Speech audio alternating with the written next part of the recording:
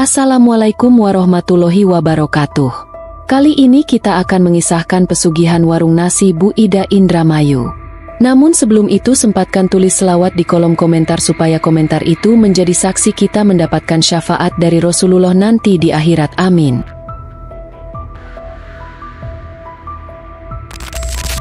Indramayu, Jawa Barat. Di pinggir jalan sepi yang lebih sering dilewati truk-truk malam dan pengendara luar kota, berdiri sebuah bangunan tua berlampu kuning temaram. Warung sederhana dengan papan bertuliskan, "Warung Nasi Bu Ida." Ini seolah tak pernah benar-benar tutup. Dari pagi hingga lewat tengah malam, bahkan ketika hujan turun deras atau listrik mati di sekeliling, warung itu tetap buka, tetap terang, dan, anehnya, tetap ramai. Banyak orang bilang, itu cuma warung biasa yang makanannya enak. Tapi beberapa yang pernah mampir merasa ada sesuatu yang ganjil di sana. Bukan soal rasa makanannya, bukan pula soal pelayanannya, tapi lebih kepada suasananya. Seseorang pernah berkata, kalau kau makan di sana malam-malam, jangan lihat ke belakang. Jangan tanya siapa yang duduk di sebelahmu. Dan jangan pernah habiskan laukmu sampai tetes terakhir. Cerita bermula dari seorang vlogger kuliner bernama Randy. Ia tengah menjalani program Malam Makan Misteri di kanal YouTube-nya. Sebuah segmen di mana ia mencari tempat makan yang terkenal angker atau punya kisah tak biasa. Salah satu followernya mengirim DM yang menarik perhatiannya. Coba datengin warung nasi Bu Ida di Indramayu. Bang, warungnya enak sih, tapi entah kenapa teman saya yang makan di sana jadi berubah. Dia sering melamun dan akhirnya hilang. Randy tertarik. Ia suka tantangan dan cerita mistis. Maka malam itu, ia menyetir sendirian dari Cirebon ke Indramayu. Udara terasa lembab, jalanan lengang, dan sepanjang perjalanan, ada perasaan aneh yang ia tak bisa jelaskan. Setiap kali matanya melirik spion, ada bayangan samar yang terlihat seperti duduk di jok belakang. Tapi saat ia menoleh, tak ada siapa-siapa. Setibanya di lokasi, ia agak heran. Warung itu berdiri sendiri di pinggir sawah. Tak ada rumah lain di sekitarnya. Parkiran tanahnya becek, tapi terlihat penuh oleh beberapa motor dan mobil. Jam sudah menunjukkan pukul 1.15 dini hari, tapi warung itu ramai. Ia masuk. Suasana warung sepi dalam hal suara, tapi penuh oleh tubuh manusia. Orang-orang duduk tenang, makan pelan-pelan, tanpa banyak bicara. Semua kepala tertunduk. Tak ada yang saling menatap. Bahkan, tak ada suara sendok jatuh atau kursi bergeser. Seolah semua bergerak dalam diam. Bu Ida sendiri berdiri di balik meja panjang. Perempuan tua dengan kebaya lusuh dan senyum yang terlalu lebar. Rambutnya digelung, matanya kecil tapi tajam. Ia menyambut Randy dengan suara lembut yang entah kenapa terasa seperti menggema di kepalanya. Mau makan malam, nak? Atau mau jadi pelanggan tetap? Randy mengerutkan kening. Ia pikir itu cuma candaan. Ia tertawa kecil dan memilih duduk di bangku pojok dekat jendela. Ia membuka kamera vlognya diam-diam. Ia terbiasa merekam tanpa izin dulu untuk menangkap suasana natural. Tapi ketika ia mengangkat kamera dan menekan tombol rekam, layar langsung hitam. Bukan karena rusak, lampu indikator menyala, tapi tak ada gambar. Aneh, gumamnya. Seketika, dari arah dapur, muncul seorang wanita muda membawa piring berisi nasi, lauk, dan sambal. Ia diam, menaruhnya di meja Randy, lalu pergi begitu saja. Randy mengangguk kecil, mencoba mencicipi, dan jujur, rasanya luar biasa. Bukan sekadar enak, ini seperti makanan ternak yang pernah ia makan dalam hidupnya. Tapi anehnya, begitu ia menyuap satu demi satu, perutnya tak terasa penuh. Bahkan, rasa lapar makin menjadi. Ia tambah dan tambah lagi, sampai 4 porsi. Sambil makan, ia mulai memperhatikan sekitar. Di meja sebelah, seorang lelaki tua duduk terpaku. Wajahnya pucat, matanya terbuka lebar menatap piring kosong. Tapi ia tak bergerak, tak berkedip. Dan, Randy baru sadar, piring di depannya kosong, tapi ia tetap mengunyah. Gerakan rahangnya pelan, lambat, seperti orang memakan sesuatu yang tidak ada. Tiba-tiba, seseorang di ujung ruangan terbatuk keras. Semua orang berhenti makan. Suara sendok berhenti. Lelaki itu, yang batuk, tersedak, tubuhnya gemetar, lalu jatuh ke lantai. Tak ada yang menolong, termasuk Bu Ida. Ia hanya berdiri, tersenyum, dan berkata, "Satu lagi kenyang." Dan seperti isyarat, dua pria berbaju hitam keluar dari dapur, mengangkat tubuh pria yang pingsan itu, dan membawanya masuk ke balik pintu dapur. Randy membeku. Tangannya gemetar saat mengambil tisu. Ia berusaha menenangkan diri. Tapi di saat itulah ia menyadari satu hal yang sangat mengganggu. Meja tempat ia duduk ternyata tak memantulkan bayangan siapapun. Tidak dirinya, tidak Bu Ida, tidak siapapun di warung itu. Seketika, tubuhnya terasa dingin. Ia beranjak, berniat pergi. Tapi sebelum sempat berdiri, Bu Ida mendekat. Tangan keriputnya menyentuh bahu Randy, dan ia berkata pelan, "Sudah kenyang, nak? Atau masih ingin nambah?" Untuk terakhir kali, Randy tak menjawab. Ia hanya tersenyum kikuk, pura-pura mengusap perut seperti sudah kenyang. Tangannya dingin, mulutnya kering. Ia hanya ingin satu hal, keluar dari warung itu secepatnya. Ia berdiri perlahan, mencoba tetap tenang. Bu Ida tidak menahan, hanya menatapnya dalam-dalam sambil berkata, "Kalau suatu saat lapar lagi, jangan lupa jalan pulangnya ya." Ucapan itu membuat Randy merinding. Ia membungkuk sedikit sebagai pamit, lalu bergegas keluar dari warung. Angin malam menyambut tubuhnya, tapi rasa pengap seperti masih menempel di kulit. Di balik punggungnya, suara sendok dan langkah kaki kembali terdengar serempak, seolah tak pernah terjadi apa-apa di dalam sana. Sesampainya di mobil, Randy buru-buru menyalakan mesin dan pergi. Ia melihat spion, memastikan tak ada yang mengikutinya, lalu memacu kendaraan ke penginapan kecil tempatnya menginap malam itu. Jam menunjukkan pukul 3.03 dini hari saat Randy sampai di kamar. Ia membuka laptop, berniat menyalin hasil rekaman dari kameranya. Tapi saat ia sambungkan kabel, file videonya tidak bisa terbaca. Korupt, gumamnya. Ia coba lagi, tapi semua file malam itu tak bisa dibuka. Hanya satu yang muncul, dengan nama file aneh.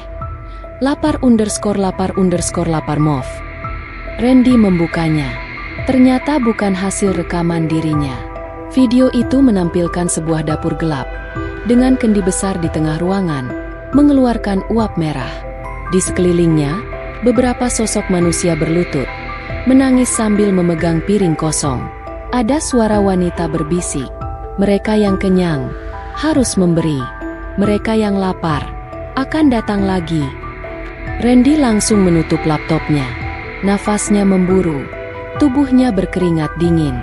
Ia bangkit ke kamar mandi, mencuci muka, lalu menatap cermin. Dan di sana, di balik bayangan cermin, ada sesosok wanita muda berpakaian pelayan warung, berdiri tepat di belakangnya, tersenyum kaku dengan mata hitam pekat. Tapi saat Randy menoleh, tidak ada siapa-siapa. Esok paginya, Randy bangun dengan tubuh pegal. Tapi ada satu hal aneh, di lehernya, seperti ada bekas cakaran panjang, samar, tapi jelas terasa perih. Ia juga merasa perutnya kosong. Walau semalam sudah makan 4 piring, ia turun ke lobi penginapan, mencari sarapan, tapi tak ada makanan yang bisa ia telan. Semua rasanya hambar, bahkan air putih pun terasa pahit. Perutnya terus menggerutu, seperti menuntut sesuatu. Saat berjalan di sepanjang jalan kecil Indramayu, ia melewati pedagang makanan kaki lima, tapi tak satu pun yang menarik perhatiannya. Ia mencoba beli gorengan, tapi baru menggigit, langsung dimuntahkan. Lidahnya seperti menolak. Hanya ada satu gambaran makanan yang terus muncul di pikirannya. Nasi panas, ayam goreng kecoklatan, sambal merah pekat, dan senyum Bu Ida. Malamnya, Randy bermimpi aneh. Ia berada di dalam warung itu lagi, tapi kali ini semua kursi kosong. Di tengah ruangan, ada meja panjang, dan di atas meja, tubuhnya sendiri terbujur kaku, dengan mulut terbuka. Dari dalam mulut itu, keluar uap merah. Dan di ujung meja, Bu Ida duduk sambil menyendok nasi dari perutnya. "Kau kenyang, Randy. Sekarang giliranku." Ia terbangun dengan teriakan tertahan. Bantalnya basah oleh keringat, dan kamarnya bau amis. Ia membuka jendela, dan saat itu, di jalan depan penginapan, berdiri sosok wanita muda pelayan warung, menatapnya tanpa berkedip. Randy mulai panik. Ia merasa ada sesuatu yang tertinggal dalam dirinya sejak makan malam itu. Ia merasa diawasi. Perutnya tak pernah kenyang. Dan yang paling mengerikan, setiap kali melihat orang makan, air liurnya menetes. Bukan karena lapar biasa, tapi seperti ada rasa haus akan sesuatu yang bukan milik manusia.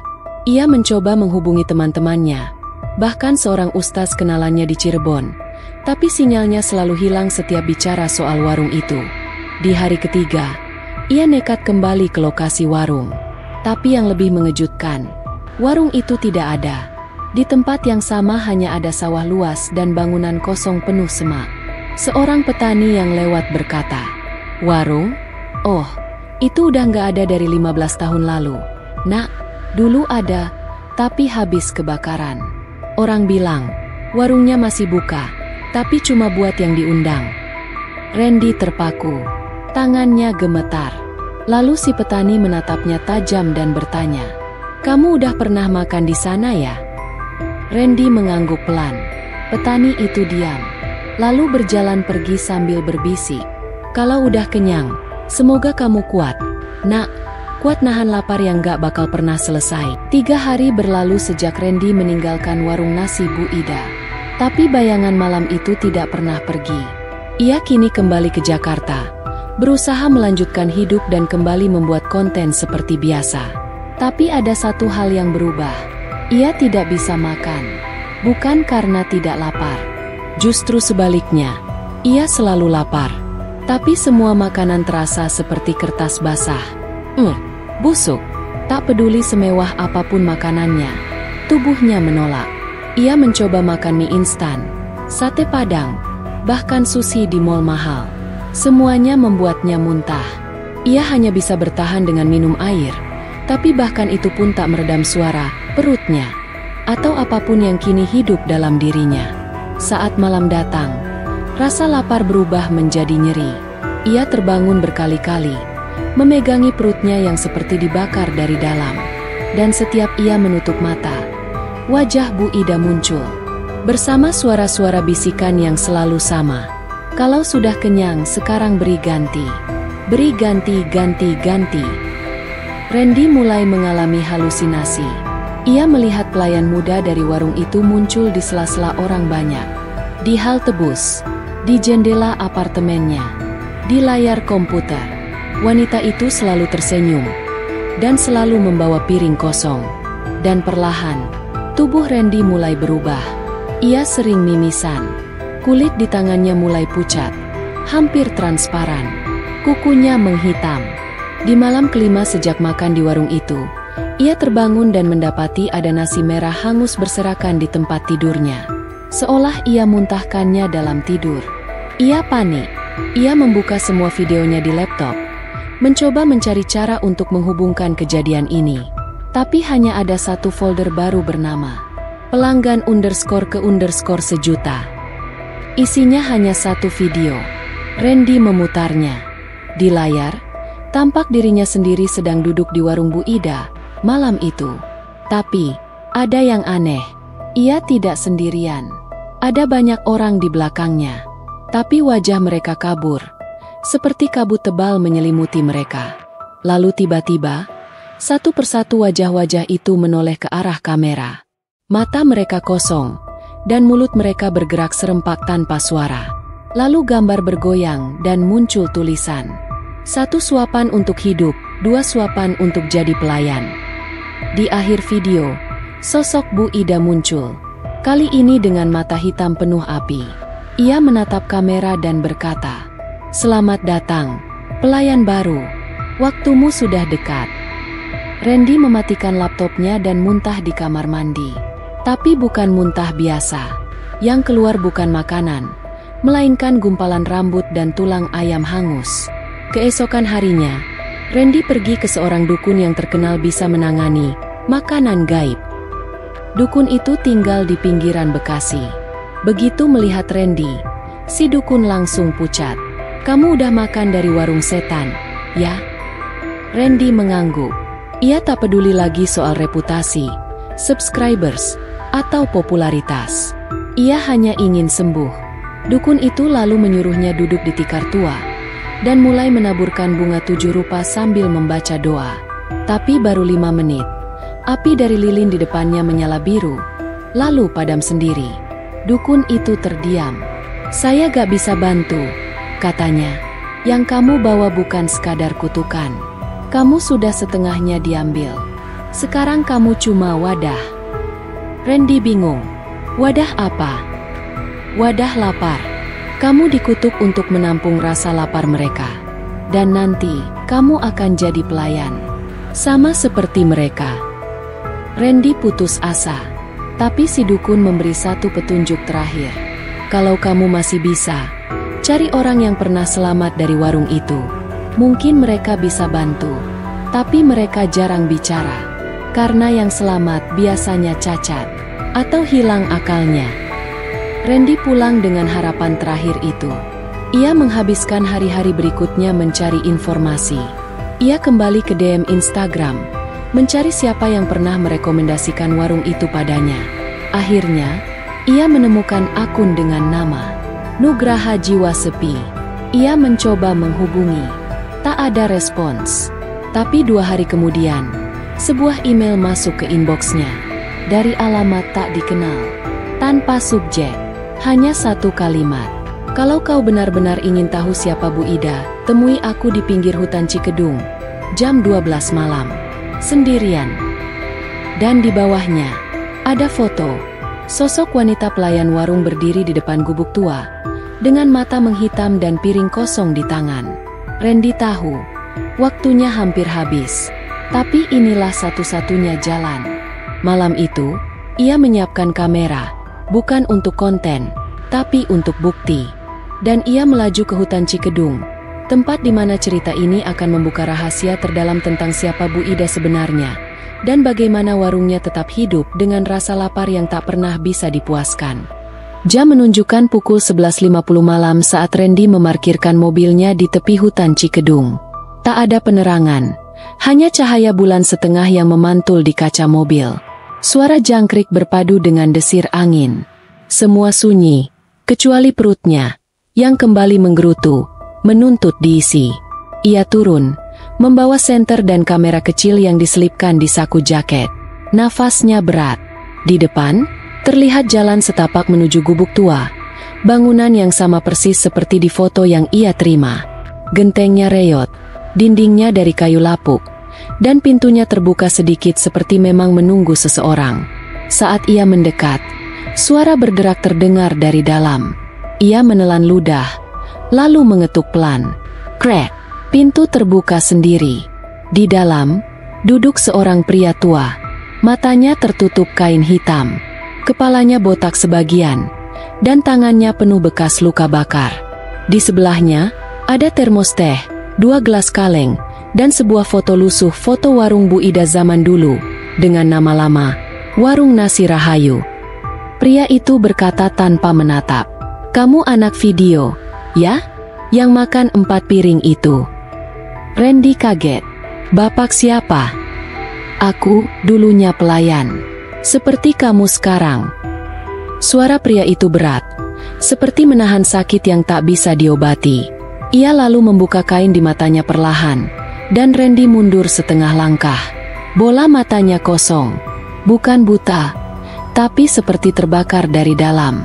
"Dulu aku mahasiswa, ikut teman ke warung itu.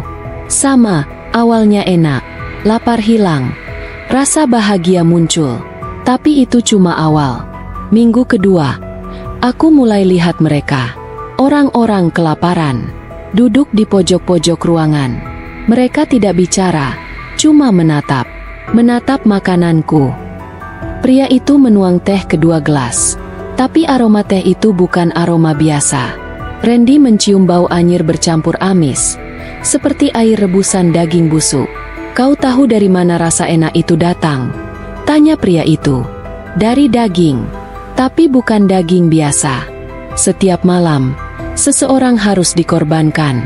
Dipotong, dimasak, disajikan dengan doa dan darah. Semakin banyak korban, semakin nikmat rasanya. Semakin dalam lapar kita, semakin kuat daya tariknya. Dan Bu Ida? Tanya Randy pelan. Dia bukan manusia. Dulu dia wanita biasa, janda dengan 2 anak, warungnya sepi, utang banyak. Lalu dia ke pantai utara, ke tempat orang-orang mencari pesugihan lewat laut. Sejak saat itu, dia berubah. Dia diberi anak api, sosok dari dunia bawah yang menempel di rahimnya. Sejak itu, warungnya tidak pernah sepi. Tapi ada syarat, setiap 7 hari, 1 jiwa harus dikorbankan untuk anak api itu tetap hidup. Randy gemetar. Dan siapa yang jadi pelayan? Orang seperti kita, yang makan banyak, yang rakus. Kita dianggap kuat, cocok untuk jadi perantara. Mula-mula lapar, lalu mimpi, lalu suara, lalu kamu mulai mendengar piring-piring beradu di kepalamu saat malam. Kamu jadi pelayan.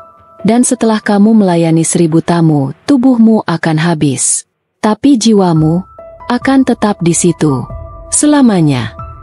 Pria itu mengambil sebuah kendi kecil dari bawah meja. Ia memberikannya pada Randy. Ini air pemutus ikatan, tapi hanya bisa memperlambat, tidak menyembuhkan. Kamu harus menemukan sumber api, tempat anak itu lahir. Matikan apinya sebelum kamu berubah jadi mereka. Siapa mereka?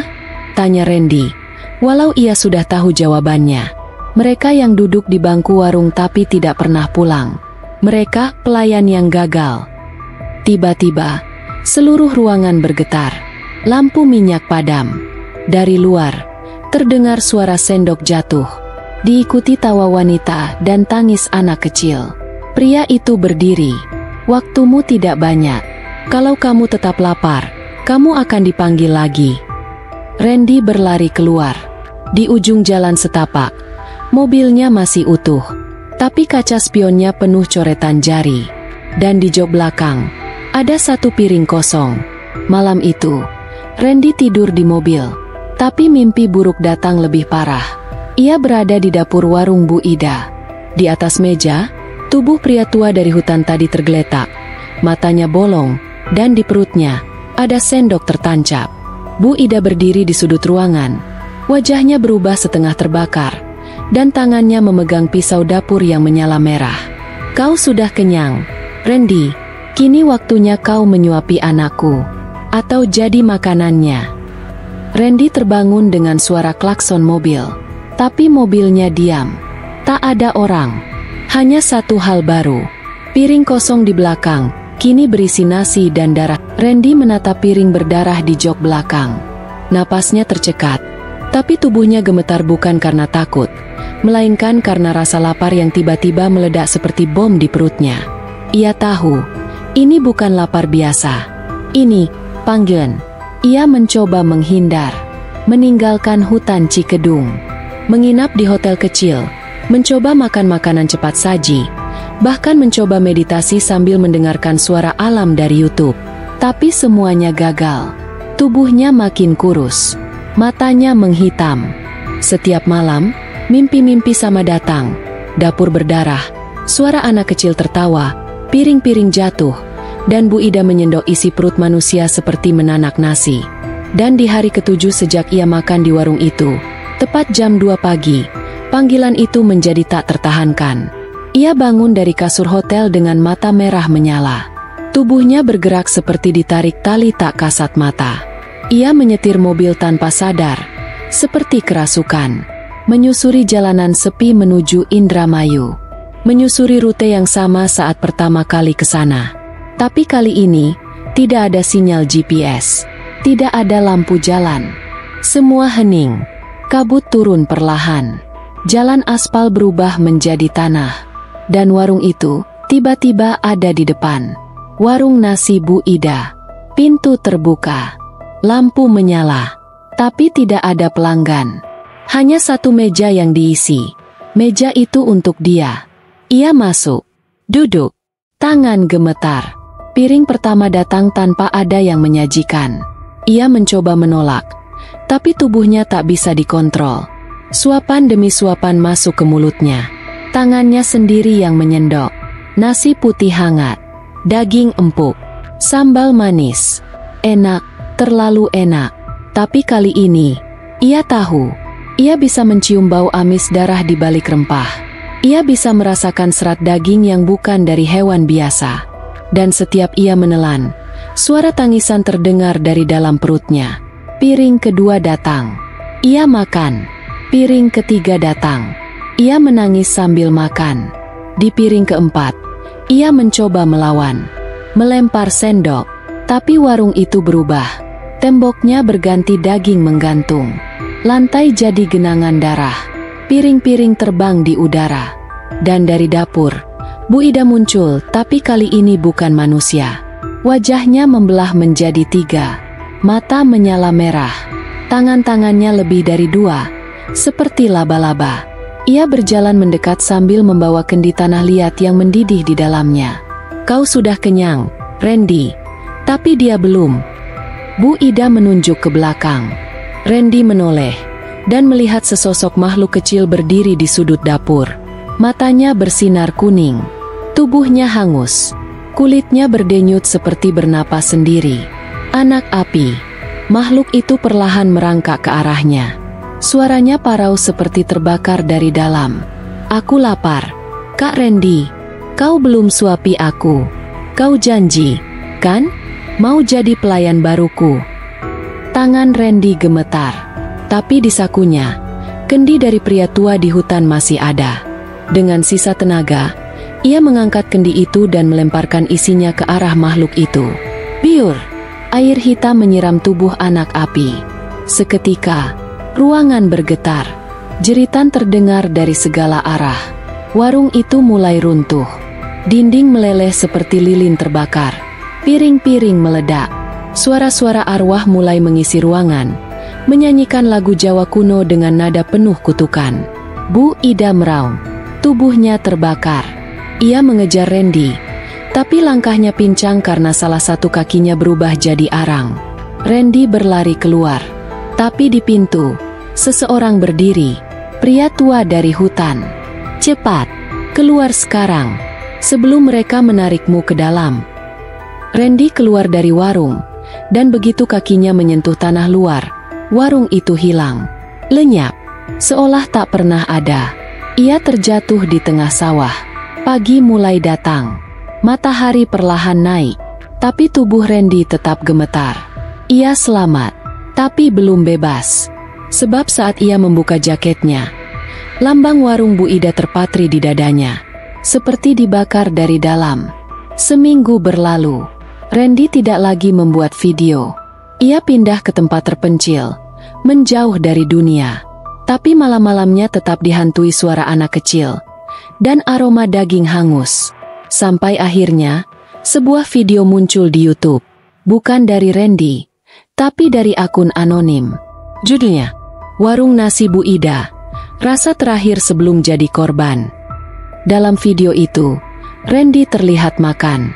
Tapi kali ini, dia yang menyuapi. Di seberangnya duduk seorang pria tak dikenal. Wajahnya ketakutan.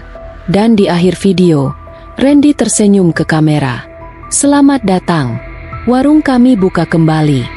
3 bulan berlalu sejak video warung Bu Ida viral di internet. Judulnya menggoda, thumbnailnya memikat.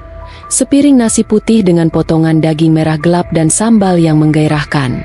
Tapi yang paling membuat orang penasaran adalah ekspresi Randy di akhir video. Bukan ketakutan, bukan bahagia, tapi pasrah. Seperti seseorang yang telah melewati batas antara lapar dan kehilangan diri.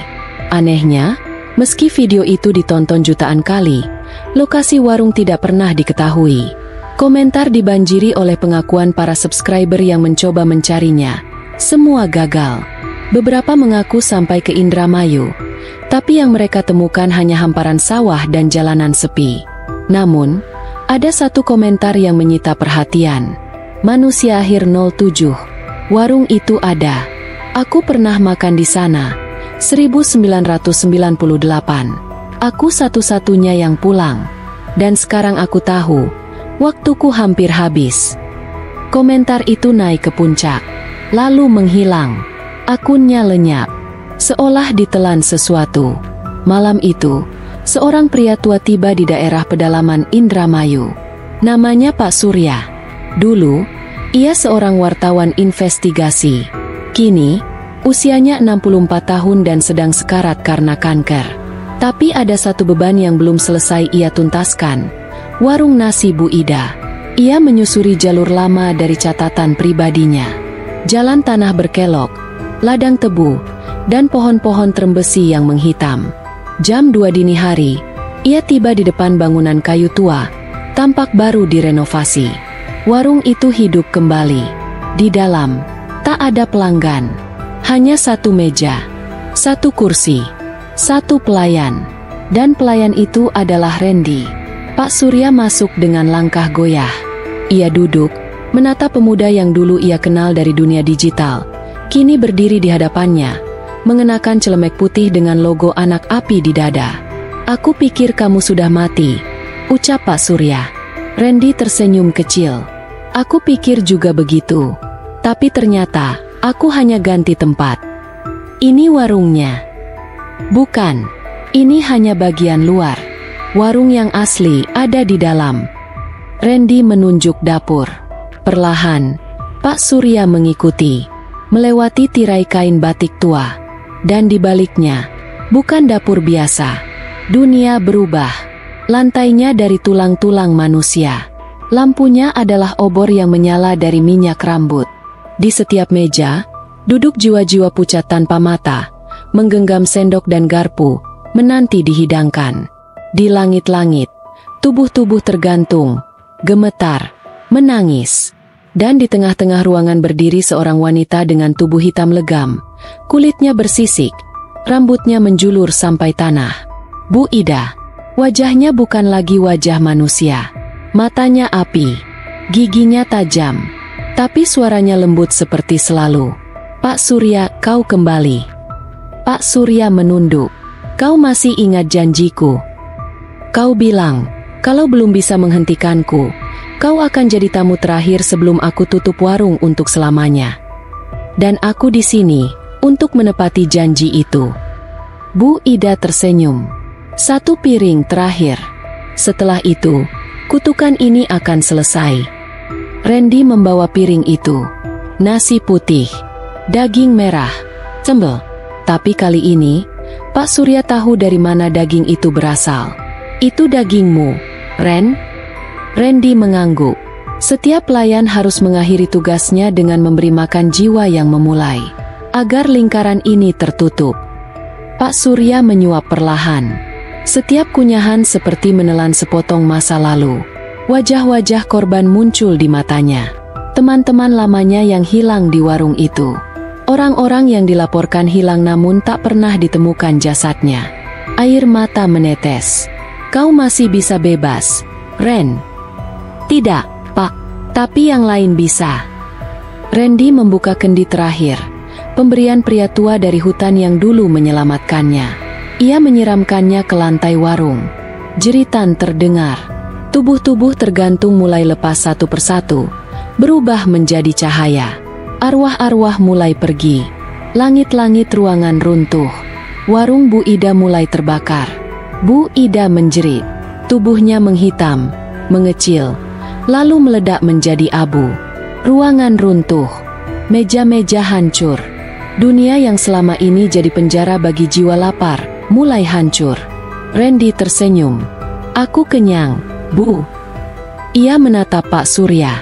"Bawa cerita ini keluar. Tutup warung ini selamanya." Ledakan terjadi. Cahaya putih menyelimuti segalanya. Pak Surya terbangun di tengah sawah. Pagi sudah datang. Di tangannya ada kamera kecil. Di dalamnya satu video terakhir dari Randy.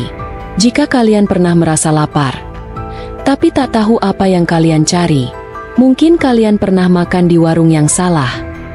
Namaku Randy. Aku pelayan terakhir warung nasi Bu Ida. Ceritaku sudah selesai. Tapi kalau kau masih bisa mencium bau daging terbakar di mimpimu, mungkin warung itu belum sepenuhnya tertutup. Layar hitam. Teks terakhir. Jangan makan sendirian saat tengah malam. Kadang, kamu bukan yang makan, tapi yang dimakan. Setelah video terakhir Randy menyebar kembali dan menjadi legenda urban digital, dunia maya tak pernah benar-benar melupakan warung nasi Bu Ida. Meskipun warung itu disebut-sebut telah hancur, rasa penasaran justru tumbuh makin kuat, terutama dari kalangan muda pencari konten ekstrim, para pemburu urban legend.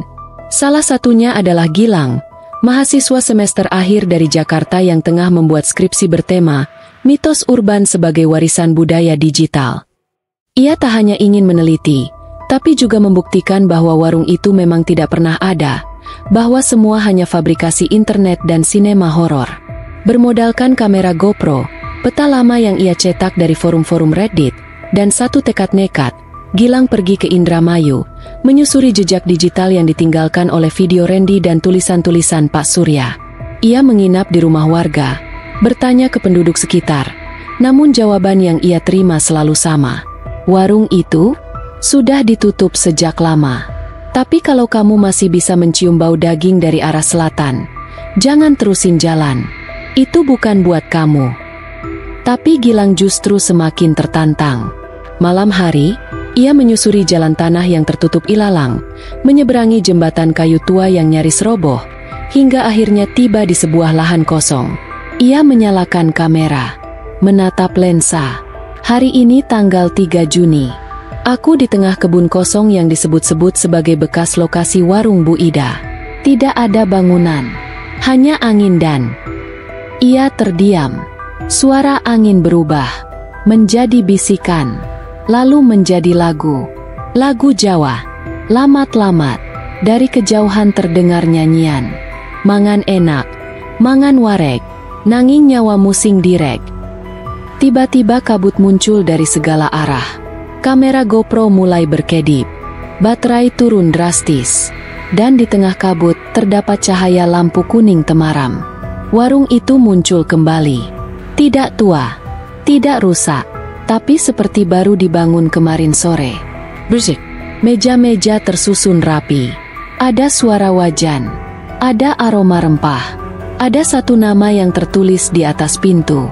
Warung nasi, pelanggan terakhir. Tanpa sadar, Gilang melangkah masuk.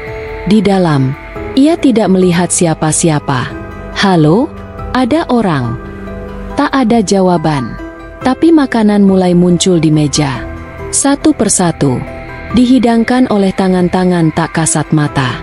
Dan di dinding, sebuah figura tergantung. Foto hitam putih Randy, Pak Surya, dan wajah Gilang. Gilang terperangah. Ini mustahil. Ia mencoba kabur, tapi pintu sudah terkunci. Ia menggedor-gedor. Kamera GoPro jatuh, tapi terus merekam. Dalam rekaman itu, terlihat pintu terbuka sendiri, dan sosok wanita perlahan berjalan masuk dari dapur. Bu Ida, namun berbeda. Kini ia muda, cantik, matanya bening, senyumannya tenang. Tapi bayangannya di lantai menunjukkan sosok mengerikan, bertanduk, berkaki arang, dan berekor panjang berapi. Selamat datang kembali, Nak Gilang. Aku sudah menunggu lama. Kau pelanggan yang belum sempat kami jamu.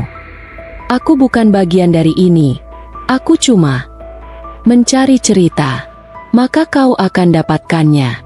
Kau akan tahu seperti apa rasanya menjadi bagian dari cerita yang tak bisa dituliskan dengan tinta.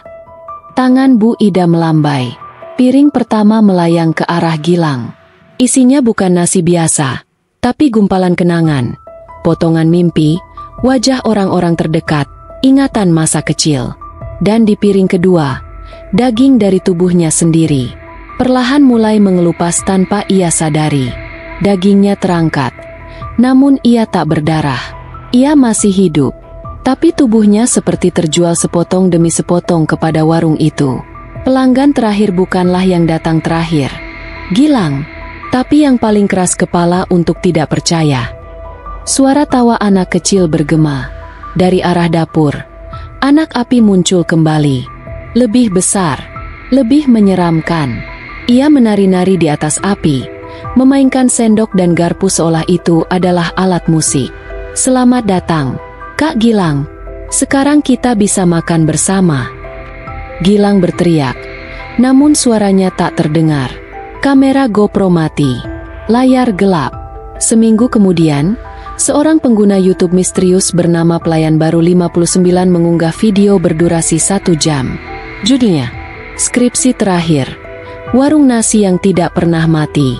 Dalam video itu, Gilang terlihat duduk di meja. Wajahnya pucat, tangannya gemetar, matanya kosong. Tapi ia tersenyum ke arah kamera. "Aku akhirnya menemukan warung itu. Dan kalian juga bisa. Jika kalian benar-benar lapar, cukup ikuti bau daging terbakar." Di akhir video, satu kalimat muncul dalam font merah menyala. "Pintu warung sudah dibuka kembali. Kursimu sudah disiapkan." Layar hitam. Lalu video dari akun Pelayan Baru 59 langsung meledak di internet. Dalam waktu 48 jam, penontonnya menembus 5 juta. Judul yang mengundang rasa penasaran, ekspresi kosong Gilang yang seperti tersenyum tapi tak benar-benar hidup, dan satu kalimat terakhir yang menyelinap masuk ke dalam mimpi penontonnya. "Pintu warung sudah dibuka kembali. Kursimu sudah disiapkan." Tak butuh waktu lama sebelum akun itu mengunggah video kedua. Tanpa suara, tanpa musik, tanpa editan. Hanya visual dari dapur warung Bu Ida. Tapi yang membuat penonton panik adalah satu hal kecil di sudut ruangan. Sebuah kertas bertuliskan nama-nama yang akan dijemput. Dan entah siapa yang mengedit atau tidak, nama para penonton yang berkomentar di video pertama mulai muncul satu persatu di daftar itu. Awalnya orang mengira ini teknik pemasaran viral. Tapi 2 hari setelah video itu tayang, 4 orang dari kolom komentar dilaporkan hilang. Salah satunya adalah seorang konten creator terkenal, bernama Jovan Marbun. Ia dikenal sebagai YouTuber prank horor. Dalam salah satu live streamnya, ia menantang penonton untuk ikut ritual buka warung, yaitu menonton video warung Bu Ida jam 3 pagi, sambil makan sendiri di ruangan gelap. "Kalau warung itu beneran ada, jemput gue dong, Bu," katanya sambil tertawa. 3 hari kemudian, channelnya diambil alih oleh seseorang atau sesuatu yang mengunggah video pendek. "Kami sudah menyajikan daging Jovan dengan sambal spesial. Terima kasih atas doanya." Wajahnya muncul di thumbnail. Tapi bukan wajah Jovan seperti biasanya. Matanya hilang, lidahnya terjulur, mulutnya dipenuhi nasi. Orang-orang mulai ketakutan. Banyak yang mencoba menghapus komentar mereka dari video Bu Ida. Tapi anehnya, komentar itu tak bisa dihapus. Bahkan akun yang dicoba untuk dihapus akan otomatis teraktifkan kembali dengan komentar tambahan. "Saya sudah siap disajikan." Masyarakat digital mulai menyebut ini sebagai kutukan algoritma. Di forum-forum dark web, muncul desas-desus bahwa warung Bu Ida bukan hanya mitos urban, tapi bagian dari jaringan dimensi lain yang menggunakan teknologi untuk memperluas jangkauan. Mereka tidak butuh tempat fisik. Mereka hanya butuh koneksi internet dan mata yang terbuka. Di balik semua kekacauan ini, seorang tokoh lama kembali muncul, Pak Surya. Ia kini tinggal di rumah perawatan di Semarang. Tapi dalam satu sesi podcast horor yang berhasil mewawancarainya secara eksklusif, ia mengungkap satu rahasia. Warung Bu Ida bukan hanya tempat jual makanan. Ia adalah gerbang. Dulu, ia hanya bisa dibuka lewat ritual dan tumbal. Tapi sekarang internet yang membuka pintunya. Mereka sudah punya penyaji baru. Penyaji dari dunia kalian sendiri. Orang-orang seperti Randy dan Gilang adalah pelayan transisi. Tapi generasi berikutnya adalah kalian. Selama video itu masih ada, warung itu tidak akan pernah tutup. Karena setiap klik adalah doa.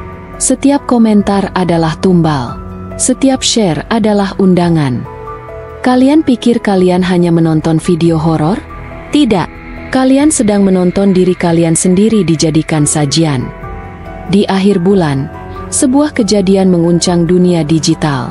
Video asli milik Randy, yang dulu sudah hilang, tiba-tiba kembali muncul. Tapi kini durasinya lebih panjang.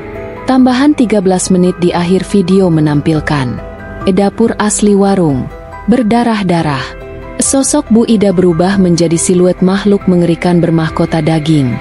Anak api duduk di tengah meja sambil mengunyah tengkorak. Dan terakhir, satu piring nasi diletakkan di atas meja. Di bawah piring itu tertulis satu nama. Tapi yang membuat semua penonton menggigil adalah nama itu berubah setiap kali ditonton. Dan nama yang muncul selalu milik si penonton. Sejak saat itu, istilah baru mulai muncul di media sosial. Jangan makan sambil nonton YouTube. Kalau ada bau daging bakar lewat jam 3 pagi, matikan wifi. Kalau kamu lihat warung di tengah video biasa, jangan klik, itu pintu. Dan dari semua pesan yang beredar, satu kalimat paling sering ditemukan, ditulis dengan darah digital di ujung video. Kamu berikutnya. Setelah kejadian-kejadian mengerikan di internet dan munculnya kembali video Randy, kasus warung Bu Ida kembali dibuka oleh pihak berwenang. Namun segala bentuk pelacakan selalu menemui jalan buntu. Setiap lokasi yang disebut dalam video berubah bentuk atau menghilang sepenuhnya. Bahkan warga lokal memilih bungkam dan banyak yang tiba-tiba menghilang, seolah-olah dilahap oleh jejak digital warung itu sendiri. Di tengah kekacauan ini, seorang jurnalis investigasi perempuan bernama Maya Kartika mencoba menelusuri akar cerita ini lebih dalam. Bukan karena dia tak percaya hantu, justru karena dia ingin menyelamatkan satu orang, ibunya sendiri. Ibu Maya, Ibu Sri, adalah seorang mantan penjual nasi legendaris di daerah Subang. Dulu, sempat bersaing dengan warung-warung lain termasuk warung Bu Ida. Tapi sejak warung Bu Ida muncul dalam kegelapan, semua warung lokal lain satu persatu bangkrut dan Ibu Sri menjadi satu-satunya yang bertahan, meski dalam kondisi misterius. Bu Ida dulu pernah datang ke warung ibu, kata Ibu Sri di malam terakhir sebelum menghilang. Dia tidak memesan, dia hanya duduk dan bilang, besok gantian, ya, kamu yang masak, aku yang menunggu. Esoknya, Ibu Sri hilang dari rumah, tapi meja makan dipenuhi sajian. Nasi, daging, sambal, dan satu piring khusus berisi rambut panjang dan darah segar. Maya panik, ia mulai menggali lebih dalam. Ia masuk ke dark web, menembus jaringan-jaringan legenda digital, hingga akhirnya mendapatkan akses ke gerbang pelanggan khusus. Sebuah tautan rahasia yang hanya bisa dibuka dengan 2 syarat. Telah menyaksikan semua video warung Bu Ida tanpa henti selama 13 jam. Mengetik nama orang yang paling ingin diselamatkan, dengan darah sendiri di atas keyboard virtual. Maya melakukannya. Seketika, ia tertarik ke dalam layar laptop. Ia bangun di sebuah tempat asing. Langit berwarna merah gelap, tanah lembek, udara panas. Di kejauhan, terdapat sebuah bangunan kayu tua dengan lampu kuning redup. Warung itu ada di sana. Tidak digital. Dan di depan pintu, berdiri seorang pelayan lelaki. Gilang, Mbak Maya, sudah ditunggu di dalam. Menu terakhir sudah siap. Maya menolak masuk, tapi Gilang menunjukkan satu benda. Cincin milik Ibu Sri. Beliau sedang dimasak, tapi bisa diselamatkan kalau Mbak rela menggantikannya jadi menu utama malam ini. Pintu warung terbuka sendiri. Aroma tajam daging hangus memenuhi udara. Di dalam, ada meja panjang. Di atasnya duduk puluhan makhluk dengan wajah manusia setengah rusak.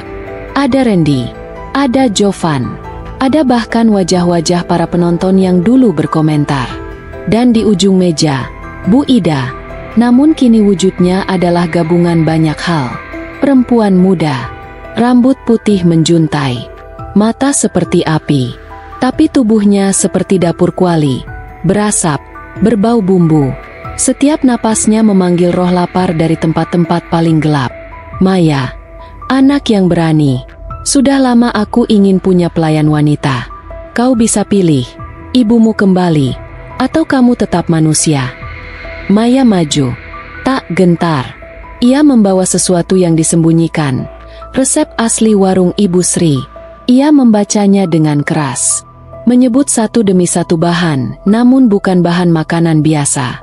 Tapi, air mata pertama saat kehilangan, keringat ibu yang menyuap anak, doa terakhir sebelum tidur, janji untuk tidak pernah membiarkan keluarga kelaparan. Warung Bu Ida bergetar. Para pelanggan mulai menjerit. Dinding retak. Suara guntur menghantam langit merah. Maya menancapkan resep itu ke lantai. Kamu boleh masak daging, Ida, tapi cinta seorang ibu tidak bisa kamu saji-sajikan. Ledakan cahaya muncul. Bu Ida menjerit. Warung terbakar. Para pelanggan lenyap. Gilang tertarik ke dalam kuali. Dan suara terakhir yang terdengar adalah nyanyian anak kecil yang perlahan memudar. Mangan enak, mangan wareg, nanging nyawa musing direg. Maya terbangun. Di rumah, di meja makan, dan di seberangnya duduk Ibu Sri. Tersenyum, sambil menyuapkan nasi ke mulut Maya. Kamu sudah kembali, Nak. Tapi ingat, warung itu tidak pernah benar-benar hancur. Ia hanya berganti dapur. Di televisi, video pendek muncul. Warung nasi baru, dikelola oleh Maya Kartika. Alamat, lokasi tidak diketahui. Buka, selalu lapar, selalu terbuka. 3 bulan setelah peristiwa, hilangnya warung Bu Ida, secara misterius dari dunia maya, nama Maya Kartika kembali muncul di internet. Tapi bukan sebagai jurnalis atau penyintas, melainkan sebagai pemilik warung nasi baru yang viral secara mendadak. Tanpa promosi, tanpa papan nama. Namun setiap orang yang datang dan makan, mengaku seperti pernah makan di tempat itu sebelumnya. Rasa makanannya seperti mimpi lama yang terlupakan. Seperti hangatnya pelukan ibu yang sudah tiada. Atau seperti kesedihan yang tersaji dalam nasi. Di balik layar, Maya tak lagi hidup seperti manusia biasa. Ia tinggal di atas warung, tak pernah tidur, matanya merah, rambutnya memutih. Di dapurnya, tak ada kulkas, tak ada kompor, hanya satu periuk tua, satu lesung sambal, dan sebuah buku resep yang ditulis dengan darah. Buku itu bukan milik Bu Ida, bukan pula milik Ibu Sri. Itu buku resep dari dunia di antara hidup dan mati. Resep yang hanya bisa digunakan oleh penyambung rasa, makhluk terkutuk yang bertugas menjaga batas antara lapar manusia dan lapar arwah. Dan kini Maya telah menjadi penyambung itu. Malam itu, satu pengunjung istimewa datang. Seorang anak laki-laki kurus, membawa boneka rusak dan sepucuk surat.